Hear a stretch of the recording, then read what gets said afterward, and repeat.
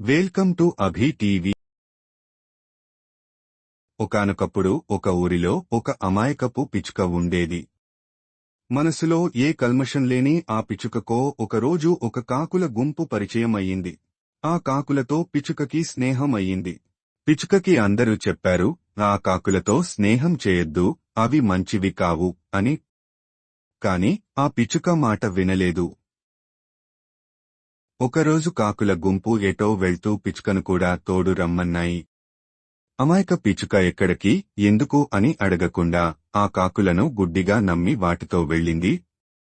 కాకులు ఒక పొలానికి వెళ్లి అక్కడ మొక్కలన్నిటినీ ధ్వంసం చేయసాగాయి. పిచ్చుక నిస్సహాయంగా ఏమి చేయాలో తెలియక అటూ ఇటూ గెంతుతూ ఉంది. ఇంతలో ఆ పొలం రైతులు పరిగెత్తుకుంటూ వచ్చి ఒక పెద్ద కర్రతో ఆ కాకులను కొట్టడం మొదలెట్టారు. కాకుల గుంపుకు ఇది అలవాటే, అవి తుర్రున ఎగిరిపోయాయి. పిచ్చుక రైతులకు దొరికిపోయింది. బాబోయ్, బాబోయ్, నా తప్పేమీ లేదు, నేను అమాయకురాలిని, నేనేమీ చేయలేదు, నన్ను వదిలేయండి అని పిచ్చుక ప్రాధేయపడింది.